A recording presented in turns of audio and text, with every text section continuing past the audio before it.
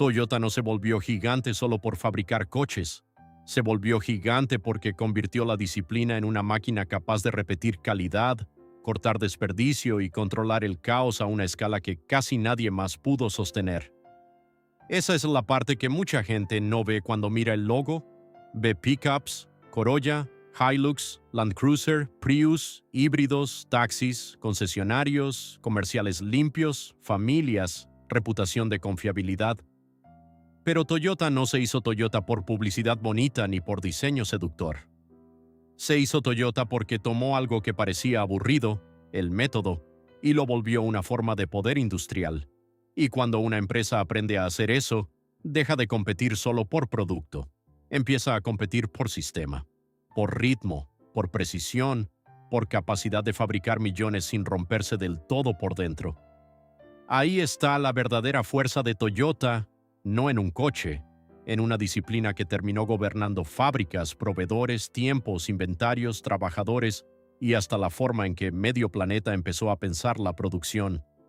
Eso cambia toda la historia, porque entonces Toyota deja de ser una marca japonesa de autos y se convierte en otra cosa, una máquina que encontró una forma de organizar el trabajo industrial tan eficaz que terminó enseñándole al mundo cómo fabricar mejor. Just in time, Jidoka, Kaizen. Palabras que suenan limpias y casi elegantes, pero que en realidad esconden una lógica durísima. Hacer más con menos, cortar todo lo que estorba, detectar el error antes de que se multiplique, no dejar que la grasa del sistema te ahogue. ¿Y qué pasa cuando una empresa ya no vende solo coches, sino una forma entera de fabricar? Pasa lo que le pasó a Toyota. Primero crece, luego domina, después se convierte en referencia, y finalmente empieza a sufrir el castigo de su propio tamaño. Porque el sistema que la hizo invencible también la empujó a una escala donde cualquier error pesa más, cualquier recall golpea más, cualquier escándalo mancha más y cualquier tropiezo en Japón o en Estados Unidos se siente en todo el mapa. Hoy mucha gente recuerda a Toyota como la empresa que hizo del Prius un símbolo, del Corolla un reflejo y de la confiabilidad una costumbre. Todo eso es verdad. Pero antes de eso hubo otra cosa. Hubo telares. Hubo una familia que no empezó en el coche, sino en la obsesión por automatizar trabajo. Hubo un hijo que decidió cambiar de industria. Hubo una empresa que casi no sobrevive a la posguerra. Hubo una fábrica que aprendió a trabajar sin desperdicio porque no tenía margen para desperdiciar nada. Y hubo una lección brutal. Cuando no tienes recursos para copiar al gigante, tienes que inventar una forma más inteligente de pelear. Por eso esta no es solo la historia del mayor fabricante del mundo. Es la historia de cómo una empresa convirtió la escasez en método, el método en sistema y el sistema en imperio, y también la historia de cómo, cuando ya eres tan grande que produces millones de vehículos al año, el método que antes te salvó puede empezar a sentirse como una carga imposible de sostener sin fisuras.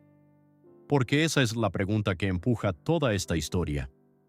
¿En qué momento una compañía que aprendió a dominar el desperdicio terminó luchando contra el peso de su propio tamaño? Antes de Toyota hubo otra obsesión, no por los coches, por las máquinas, por hacer que el trabajo humano fallara menos, y eso importa muchísimo, porque el ADN de la empresa no nació en el automóvil, nació en la automatización. Sakichi Toyoda no era un diseñador de coches ni un soñador del motor, era un inventor de telares. Ese detalle parece pequeño, pero en realidad explica media historia. Porque si empiezas en el mundo de los telares automáticos, aprendes a pensar de otra forma. Aprendes a odiar el desperdicio. Aprendes a mirar los fallos como algo que debe detenerse inmediatamente.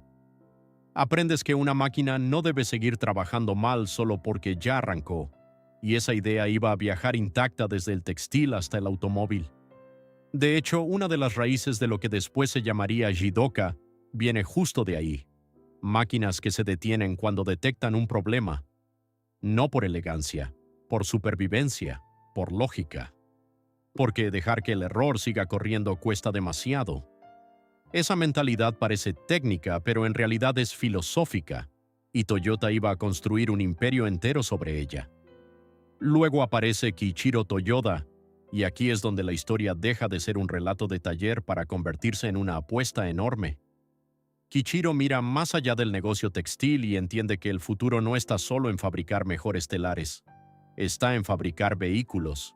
Eso no era un paso natural, era un salto brutal, cambiar de un negocio ya probado a una industria pesada, costosa, competitiva y dominada por otros. Pero precisamente ahí empezó el tipo de riesgo que hace grandes a ciertas empresas. ¿Quién deja una industria ya dominada para entrar en otra donde todavía no tiene nada garantizado? Alguien que entiende que quedarse quieto también es una forma de morir. Y eso fue Kichiro. En los años 30, Toyota empezó a construir sus primeros automóviles y en 1937 nació formalmente Toyota Motor Co. Ya no era el mundo del telar. Era otro nivel de presión. Acero, motores, producción más compleja, inversiones mayores, necesidad de aprender rápido y un mercado donde Japón todavía no jugaba el papel industrial que jugaría después. Aquí es importante no romantizar. Toyota no nació gigante ni inevitable. Nació como una apuesta dura, con raíces familiares fuertes, sí, pero en un terreno mucho más peligroso. La transición del textil al automóvil no fue una especie de evolución bonita, fue una declaración de ambición. Y esa ambición venía acompañada de una cosa que la empresa no perdería nunca, la idea de que el sistema importa más que el brillo. El apellido también cambió ligeramente de Toyota a Toyota, más fácil para el mercado, más limpio, más redondo. Ese detalle parece de forma, pero también tiene fondo. En cuanto una familia empieza a convertir su apellido en marca, ya no está construyendo solo producción, está construyendo permanencia. Y para Toyota eso era clave. No querían hacer coches una vez, querían crear una empresa capaz de durar. El problema es que durar, en esa época, no era una promesa, era una pelea. Japón estaba entrando en años brutales. Guerra, reconstrucción, escasez, destrucción industrial, presión económica. En otras palabras, Toyota no iba a aprender su disciplina en una época cómoda, iba a aprenderla en el dolor, y eso explica por qué su sistema, años después, no sonaría a teoría de consultor, sino a reflejo de supervivencia. Así que el origen de Toyota no es la historia simpática de una marca de coches japonesa. Es la historia de una familia que venía de máquinas, trasladó esa mentalidad a otra industria y aceptó entrar a un terreno mucho más duro porque entendió que el futuro no iba a esperar a nadie. La gran pregunta no era si podían fabricar coches. La gran pregunta era si podían crear una forma de fabricarlos sin ahogarse en el intento. Toyota no aprendió a ser disciplinada en la cima. Aprendió abajo cuando todavía no tenía margen para desperdiciar nada y cuando equivocarse podía costarle la supervivencia. Por eso esta parte importa tanto. Porque antes de volverse un modelo de eficiencia, la empresa tuvo que atravesar un mundo donde la eficiencia no era una ventaja elegante, era una necesidad brutal. La posguerra japonesa no era un buen lugar para una empresa automotriz que quisiera copiar a Detroit. No había recursos de sobra. No había un mercado interno gigantesco listo para absorber cualquier exceso. No había una facilidad natural para producir como producían los estadounidenses. Y justamente ahí aparece la gran diferencia. Toyota no podía ganar jugando el mismo juego, tenía que inventar otro. Eso es lo que convierte a esta etapa en el verdadero laboratorio de la empresa. No era una compañía rica buscando perfección, era una compañía limitada buscando una forma de sobrevivir sin ahogarse en inventario, ineficiencia y errores repetidos. Esa escasez obligó a pensar distinto, y pensar distinto cuando se vuelve sistema cambia industrias enteras. Aquí también entra uno de los momentos más duros del relato, las tensiones laborales, los problemas financieros y la propia fragilidad del negocio en los años 50. Toyota estuvo lejos de ser una locomotora invencible. Hubo crisis de liquidez, conflicto con trabajadores y un ambiente en el que la empresa podía perfectamente haberse quedado como un actor menor o incluso haberse roto. Esa parte casi nunca se cuenta con suficiente crudeza, pero debería, porque sin ese borde el mito posterior de Toyota parece demasiado limpio. ¿Y si la gran ventaja de Toyota no fue la abundancia, sino haber aprendido a trabajar sin ella? Esa es la respuesta correcta, porque cuando no puedes permitirte grandes lotes, empiezas a pensar en flujo. Cuando no puedes permitirte errores acumulados, aprendes a frenarlos rápido. Cuando no puedes almacenar montañas de piezas inútiles, aprendes a sincronizar mejor. En otras palabras, la escasez te obliga a convertir cada parte del proceso en un problema visible, y ahí es donde Toyota empieza a construir algo decisivo, no un coche milagroso, un método. La empresa deja de preguntarse solo cómo fabricar vehículos y empieza a preguntarse cómo fabricar sin grasa, sin exceso y sin esconder defectos bajo el volumen. Eso es importantísimo porque cambia la lógica entera del negocio. El volumen ya no es la única respuesta. El control del proceso empieza a hacerlo. Esa mentalidad también se endureció con figuras como Eiji Toyoda y Taiichi Ohno, que terminarían empujando el sistema mucho más lejos. Pero lo que importa aquí es el ambiente del que salieron esas ideas, un ambiente donde el error costaba demasiado y donde la empresa no tenía el lujo de resolverlo todo con dinero. Había que resolverlo con método. Esa es la parte que vuelve peligrosa a Toyota. Otras empresas grandes pueden crecer porque tienen recursos. Toyota creció porque encontró una forma de trabajar mejor cuando no los tenía. Y una vez que una empresa aprende eso, después puede llevar esa disciplina a escalas enormes. Primero sobrevive por necesidad, después domina por repetición. Por eso esta etapa no es una simple prehistoria de la marca. Es el momento en que Toyota aprende la lógica que la va a acompañar por décadas. No esconder el problema, no producir de más, no cargar el sistema con peso inútil, no aceptar el desperdicio como precio normal. Suena casi moral. En realidad es una filosofía industrial nacida del miedo real a no poder sostener el negocio. Esa es la Toyota que importa, no la del anuncio limpio, la de la escasez. La que entendió que si no podía ganar por tamaño, tendría que ganar por inteligencia operativa. Y eso prepara el gran bloque siguiente, el momento en que esa inteligencia deja de ser intuición interna y se convierte en uno de los sistemas productivos más influyentes del planeta. Cuando la gente dice Toyota, muchas veces no está hablando solo de una empresa, está hablando de un método, y eso es rarísimo. Muy pocas marcas logran que su forma de trabajar se vuelva casi tan famosa como lo que venden. Toyota sí, ahí es donde entra el Toyota Production System. El TPS no apareció como una fórmula cerrada caída del cielo, se fue construyendo con gente como Eiji Toyoda y Taiichi Ohno, y con dos ideas que Toyota repitió hasta convertirlas en dogma, Just in Time y Shidoka. La primera buscaba que las piezas llegaran justo cuando se necesitaban y no antes. La segunda venía de esa vieja obsesión heredada del textil. Si hay un problema, la máquina o la línea debe poder detenerse. No para castigar, para evitar que el error se multiplique. Suena técnico. En realidad es una forma de ver el mundo, porque un sistema así obliga a todo el cuerpo industrial a vivir expuesto. Si produces justo a tiempo, cualquier fallo se nota rápido. Si detienes ante el problema, no puedes esconder basura debajo del volumen. Eso vuelve a la empresa más vulnerable en apariencia, pero también más fuerte si aprende a sostenerlo. Y Toyota aprendió. Ahí estuvo su gran diferencia. Lo que para otras compañías era solo teoría de eficiencia, en Toyota se convirtió en una disciplina diaria. Gemba, Kanban, Kaizen, mejora continua, flujo, nivelación, todo sumando a una idea muy simple y muy brutal. La fábrica no debe mentirse a sí misma. ¿Y qué pasa cuando una empresa consigue que su método valga casi tanto como sus coches? Pasa que deja de competir solo en el concesionario y empieza a competir dentro de las plantas. Y ahí Toyota se volvió monstruosa, porque el método no solo le permitía fabricar coches, le permitía fabricar mejor, con menos inventario, menos desperdicio, mejor detección de fallos, mejor coordinación con proveedores, mejor uso del tiempo, mejor respuesta a la complejidad.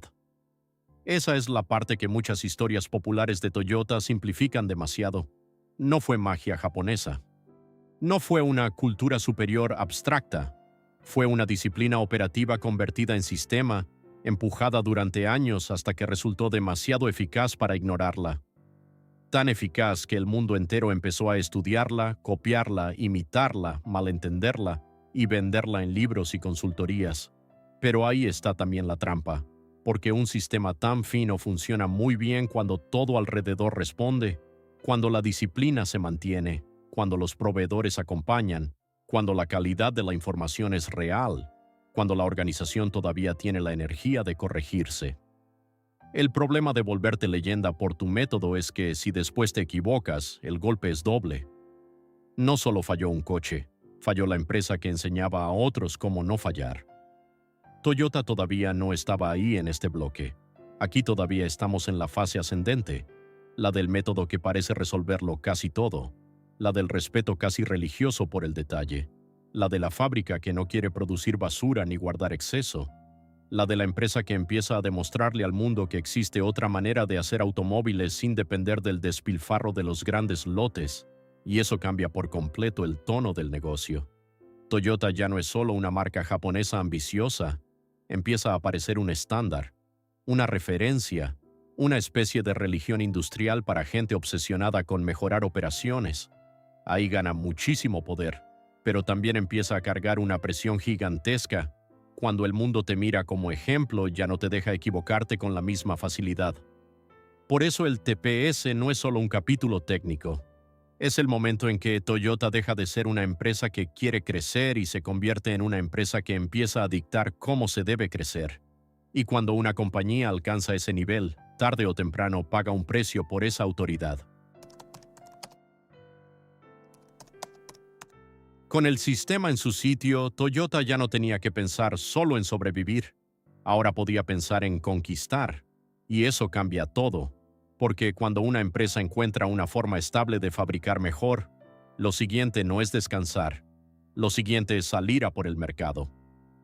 Toyota empezó a hacerlo poco a poco, pero con una insistencia que acabaría pesando más que cualquier campaña publicitaria. Primero se consolidó en Japón, luego fue extendiéndose fuera.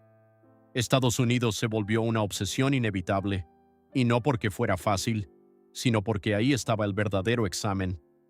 Si podías entrar al mercado más duro, más grande y más emocionalmente ligado al coche, podías convertirte en otra cosa. No fue un camino limpio. Al principio, Toyota no parecía destinada a seducir a los consumidores occidentales.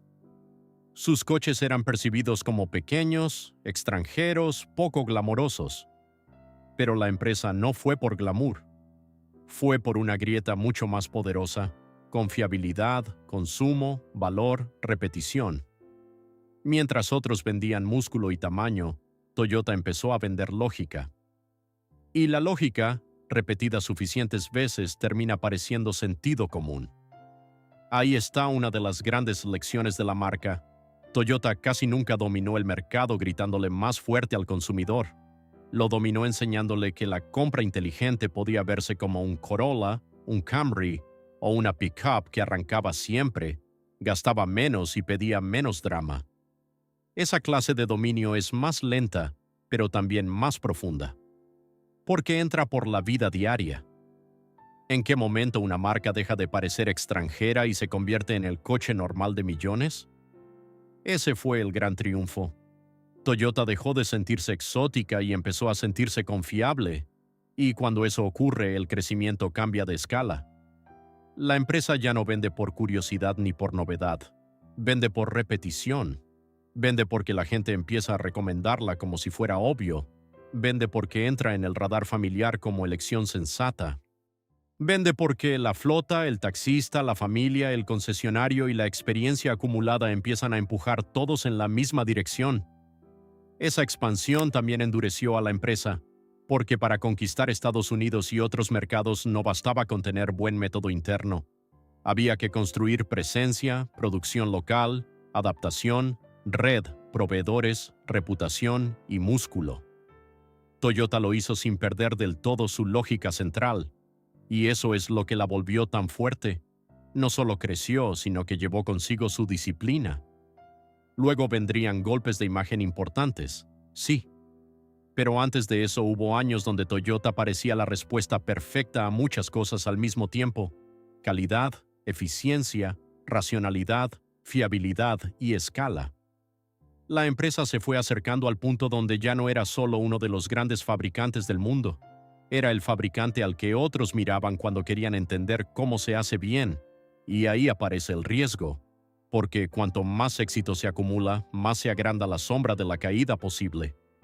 Cuando tu reputación se basa en parecer más sólida, cada grieta duele más. Cuando tu nombre se vuelve sinónimo de confiabilidad, el día que falles no vas a fallar como cualquiera, vas a fallar desde arriba. Pero todavía no estamos ahí. Aquí estamos viendo el ascenso. La empresa que tomó el método lo convirtió en músculo y salió a conquistar el mapa. La Toyota, que empezaba a parecer demasiado grande, demasiado eficiente y demasiado respetada, como para imaginar que un día ella misma terminaría atrapada por el peso de su propia perfección. La pregunta que este bloque deja en el aire es simple. Si una marca logra que medio mundo crea que sus coches son la opción sensata por defecto, ¿cuánto poder real está acumulando sin que eso parezca una agresión? Toyota no se conformó con dominar lo razonable, también quiso dominar el futuro, y ahí aparecen dos movimientos que importan mucho para entender la segunda mitad de su historia, Lexus y Prius. Lexus fue el mensaje de que Toyota no quería quedarse encerrada en el papel de marca eficiente para gente sensata. Quería meterse también en el territorio del prestigio, del silencio, del confort y del lujo. No era una jugada pequeña. Era decirle al mundo que la disciplina japonesa no solo servía para fabricar coches confiables, también podía fabricar deseo caro. Y luego llegó Prius.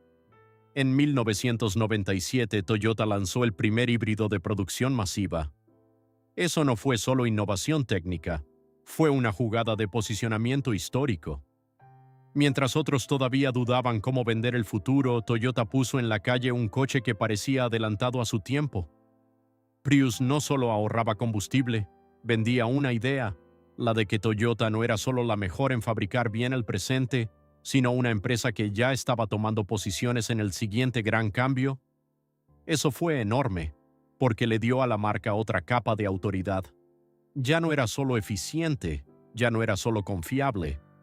También podía decir que estaba varios movimientos por delante en una transición tecnológica que el resto todavía no terminaba de asumir. Ahí Toyota dejó de ser simplemente un fabricante gigantesco.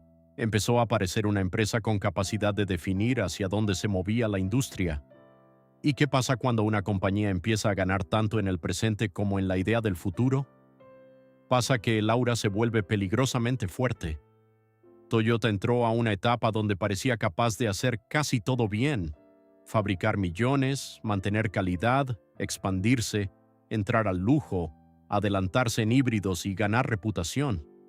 Eso es exactamente el tipo de momento que vuelve ciega a una organización si no se cuida. Porque cuanto más redonda parece una máquina, más cuesta creer que pueda romperse. Prius fue especialmente importante porque convirtió algo que podría haber sido una rareza de laboratorio en un símbolo reconocible a nivel mundial. Y eso hizo que el nombre Toyota empezara a sonar de otra manera, ya no solo como marca de coches durables, también como la compañía que había entendido antes que otros que la industria no iba a seguir igual para siempre. Esa ventaja durante años fue enorme, pero también plantó otra tensión, porque cuando una empresa lidera un salto tecnológico, después tiene que decidir qué viene luego. Te aferras a lo que ya te funciona, apuestas por lo siguiente, te mueves demasiado lento o demasiado rápido. La historia más reciente de Toyota con los eléctricos no puede entenderse sin esta etapa. Prius le dio tanta razón a la empresa con los híbridos que después su prudencia frente al EV puro pareció, para algunos, visión y para otros, conservadurismo. Aún así, este bloque representa el punto de máximo brillo.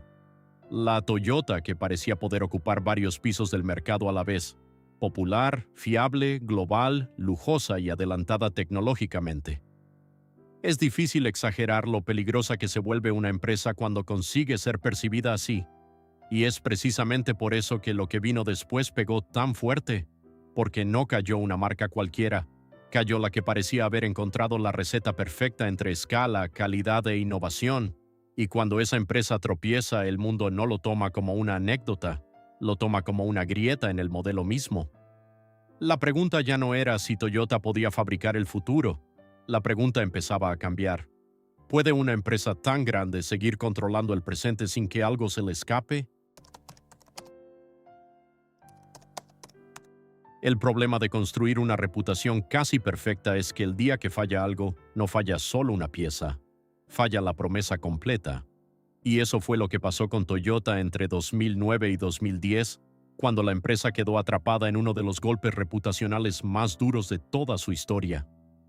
Los recalls relacionados con aceleración involuntaria, alfombrillas, pedales y problemas asociados no fueron solo un problema técnico, fueron una crisis de confianza, porque la marca que había enseñado al mundo a no dejar pasar defectos apareció de pronto pareciendo lenta, defensiva y sobrepasada por su propia escala.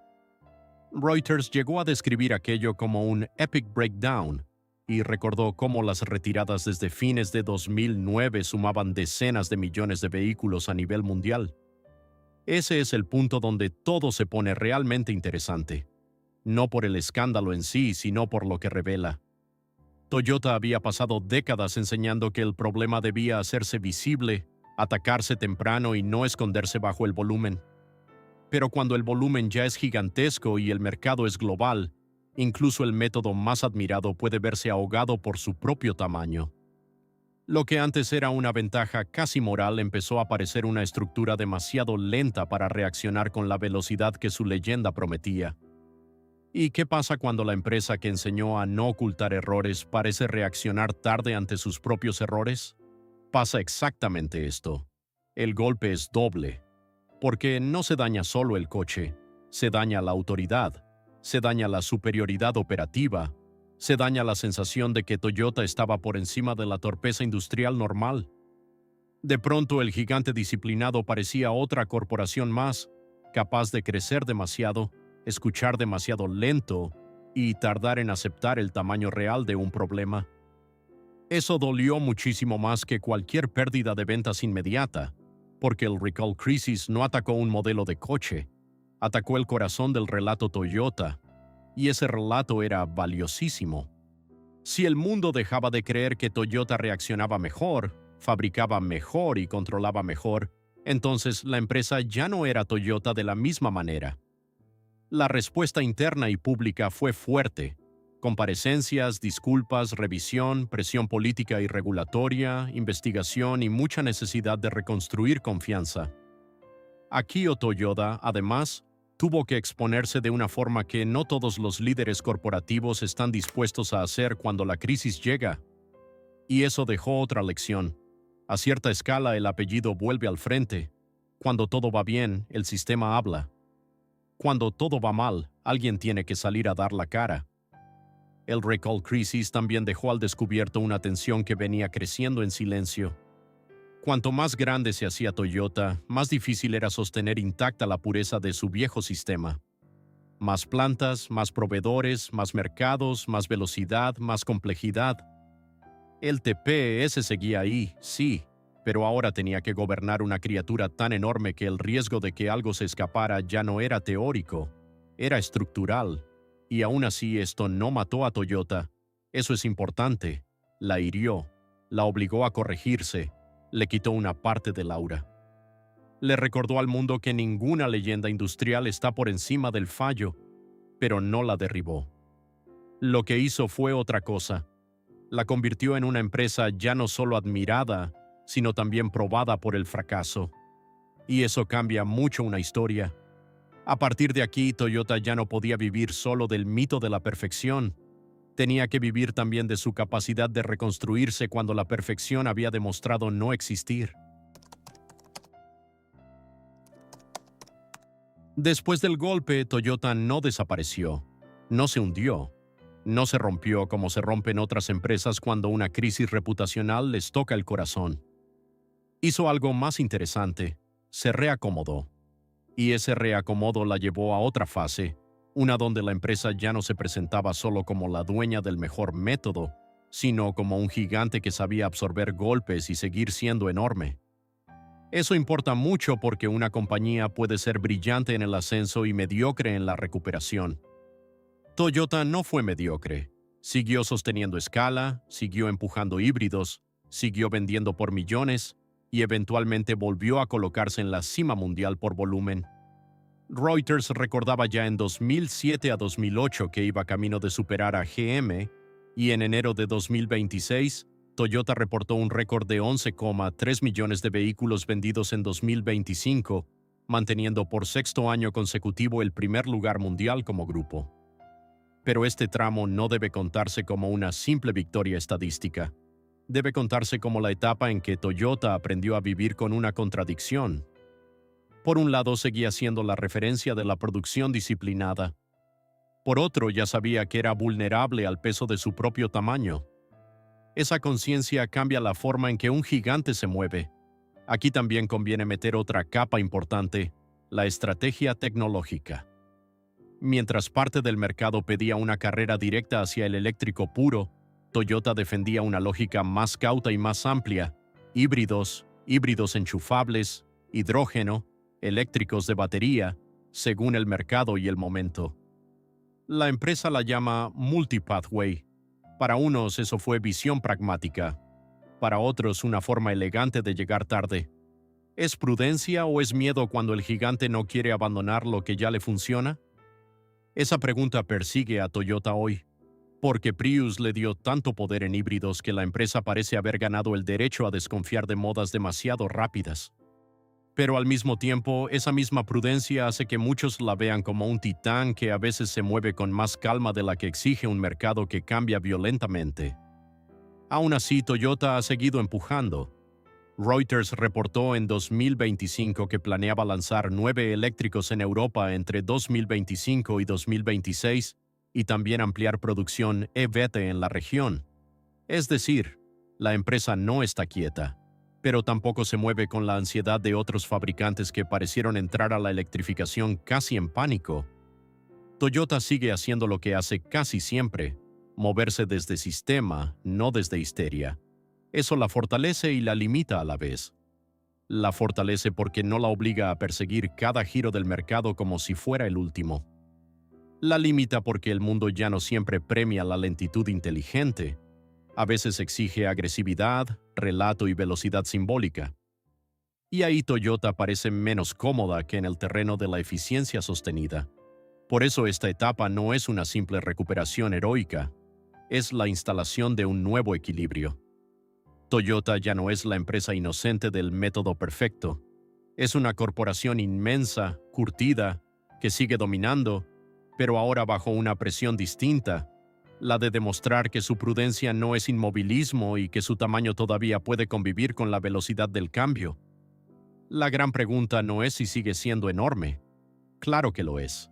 La pregunta es si una empresa construida sobre disciplina, precisión y tiempos medidos puede seguir mandando en una industria que hoy también premia la narrativa, la transición energética y la capacidad de reaccionar a ritmos mucho más nerviosos.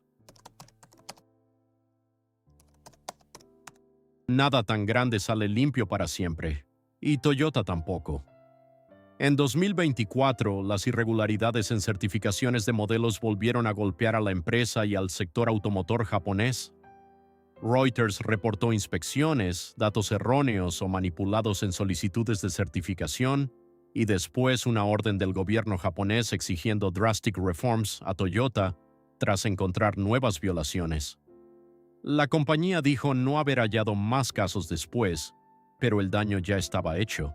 Esto importa mucho más de lo que parece, porque no estamos hablando de una startup caótica ni de una marca improvisada. Estamos hablando de la empresa que durante décadas se presentó como sinónimo de método, control y seriedad productiva. Cuando una estructura así empieza a mostrar grietas administrativas o de gobernanza, el problema no es solo legal, es simbólico. Significa que incluso la máquina más disciplinada puede empezar a normalizar fallos que antes habría tratado como intolerables. Y ahí se conecta otro problema: el tamaño del grupo. Toyota no opera sola en el vacío. Tiene la complejidad de sus marcas, sus proveedores, sus filiales y sus relaciones con otras empresas del ecosistema. Daihatsu, por ejemplo, ya había cargado su propio escándalo de certificación. Cuando vives en una red tan ancha, la pureza de un sistema se vuelve más difícil de imponer sin fisuras. Cada capa extra añade fricción, cada subsidiaria añade riesgo, cada eslabón puede abrir una grieta. ¿En qué momento una máquina tan disciplinada empieza a sentirse demasiado grande para vigilarse a sí misma sin fallar? Esa es la pregunta dura del Toyota actual, porque la empresa sigue vendiendo cifras monstruosas, sigue ganando presencia y sigue siendo top global, sí, pero también se mueve en un campo mucho más hostil. China presiona con guerra de precios y nuevas tecnologías. La electrificación obliga a redefinir tiempos. Los recalls siguen siendo noticia. Los gobiernos exigen más. Los consumidores comparan distinto. Y el margen para equivocarse cuando eres Toyota es mínimo. Reuters también mostró en 2024 que la producción global venía cayendo durante varios meses y que el escándalo de certificación en Japón, junto con la feroz competencia en China, estaba afectando el ritmo. Eso no significa ruina, significa peso. El mismo peso que en empresas más pequeñas se llamaría tropiezo pasajero, en Toyota se siente como señal estructural. Lo interesante es que Toyota sigue respondiendo como Toyota, corrigiendo, ajustando, defendiendo procesos, manteniendo calma y apostando por su escala. No entra fácilmente en pánico. Ese es uno de sus grandes activos. También una posible debilidad porque la calma del gigante a veces parece sabiduría y a veces parece lentitud. En este bloque ya no estamos viendo a la empresa que solo enseñó al mundo a fabricar mejor. Estamos viendo a la empresa que ahora tiene que demostrar que todavía puede reformarse a sí misma con la misma dureza con la que antes reformó a la industria.